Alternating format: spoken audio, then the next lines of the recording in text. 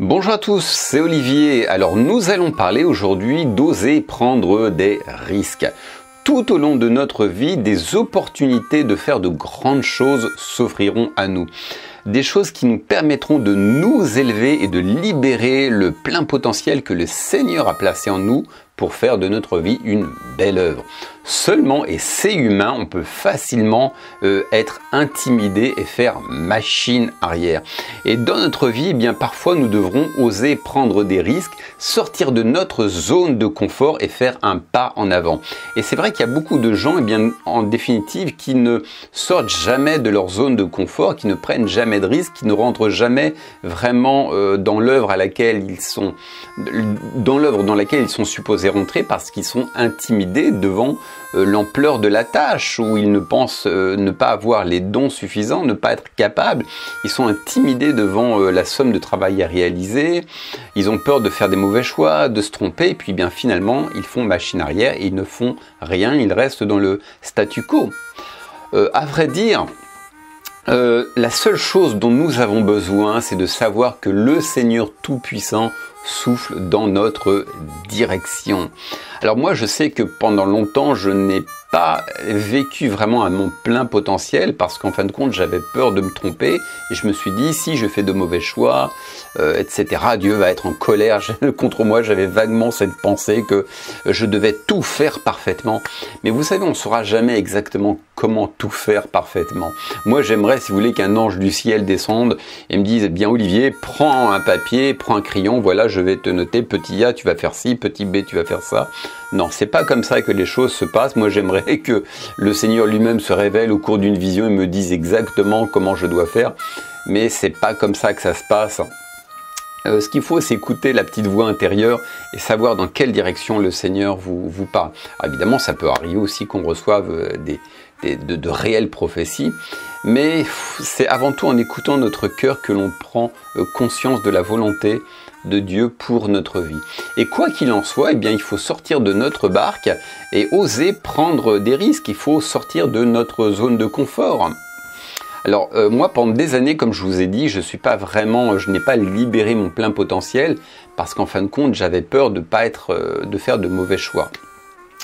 Et notamment, alors j'ai pris conscience à un certain moment donné de ma vie que ma vie avait à voir à faire avec le fait d'écrire. Ce n'est pas l'unique chose, mais je sais qu'une partie de ma vie est connectée à l'écriture. Alors à l'époque, je ne le savais pas vraiment, mais j'avais un fort intérêt pour l'écriture et j'ai reculé ce projet sans cesse à plus tard. Et ce qui s'est passé, en fin de compte, sachant que j'avais quand même un petit intérêt pour l'écriture, j'ai décidé de monter une maison d'édition. Et puis, donc c'était une maison d'édition, je traduisais des livres de certains auteurs. Et ensuite, mon but, c'était de diffuser ces livres. Et en fin de compte, c'était un vrai fiasco. Donc, j'ai traduit un livre. Et en fin de compte, c'était un véritable fiasco. Parce que je ne suis pas doué pour la comptabilité, tout ce qui est un petit peu terre à terre. De toute manière, j'ai aucun goût pour ces choses-là. Et cette maison d'édition, eh bien, était un véritable fiasco. Et puis un jour, il y a une petite voix qui m'a parlé, une petite voix qui m'a dit « Olivier, je ne veux pas que tu traduises les livres des autres, je veux que tu écrives tes propres livres. » Et finalement, eh bien, je me suis lancé, c'est ainsi que j'ai aujourd'hui édité 3 livres qui se vendent. Alors, il faudrait que je m'en occupe un peu plus. C'est vrai que c'est quelque chose, pour l'instant, je m'en occupe pas. Je me suis contenté de les écrire, de les imprimer, de les faire éditer. Mais c'est vrai que je les promeus pas trop pour l'instant. Mais voilà, c'est des livres qui vivent aujourd'hui, qui sont lus, qui sont achetés, même si je fais pas non plus des milliers de ventes.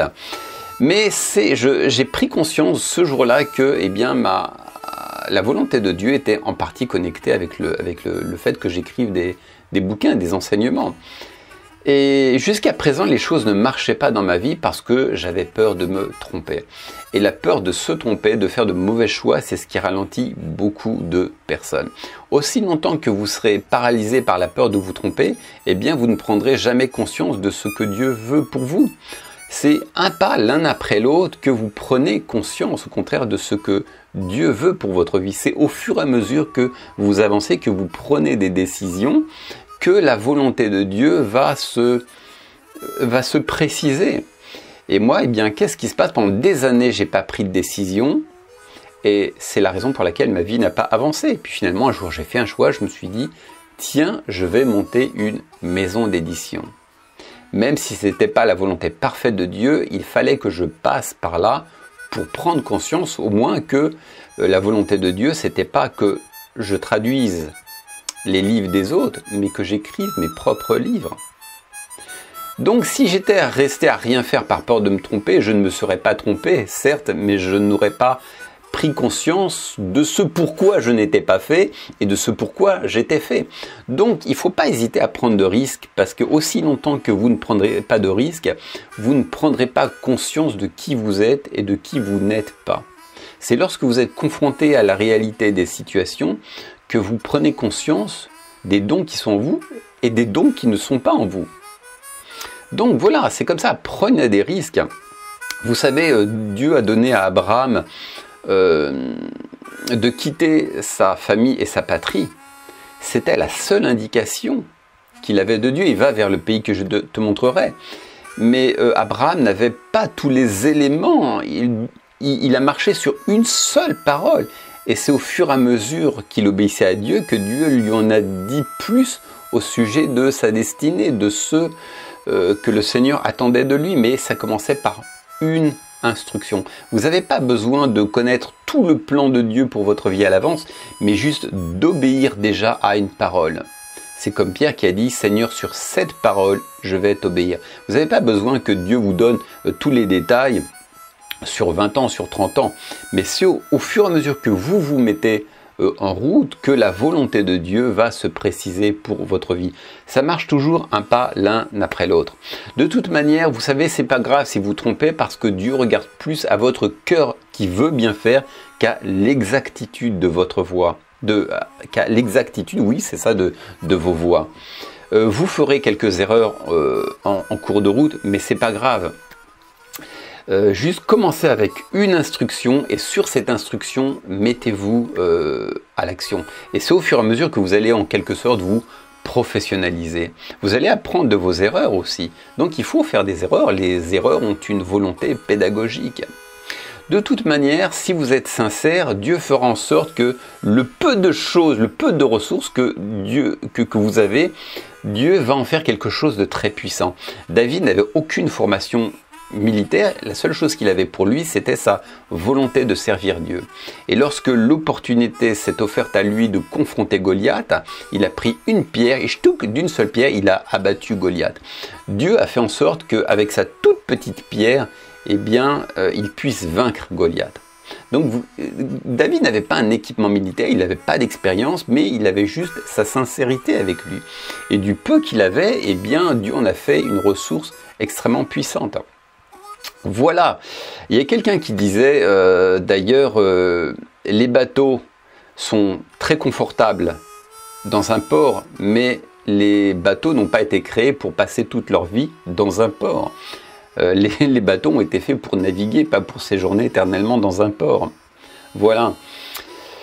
Voilà, et ce que je pourrais dire aussi, c'est que je pense d'ailleurs à Steve Jobs, qui a créé donc les produits Apple, et il parlait de la Silicon Valley. La Silicon Valley, c'est là où naissent beaucoup de start-up. Et il disait quelque chose au sujet des Français. Il disait, les Français, avant de lancer un produit, ils cherchent le produit parfait.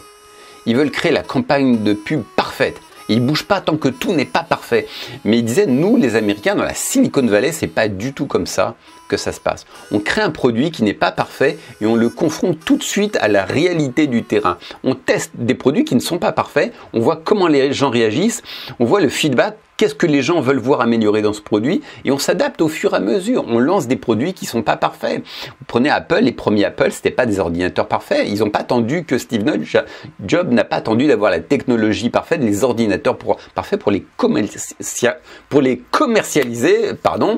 Il les a lancés sur le marché et ensuite, au fur et à mesure, ils ont amélioré leurs produits. Donc, n'attendez pas d'être parfait, de tout savoir comment faire parfaitement. Prenez un risque, lancez-vous et c'est ainsi que de toute manière, vous allez acquérir de l'expérience. Voilà, c'est tout ce que je voulais partager avec vous et je vous donne rendez-vous pour une prochaine vidéo. Ciao!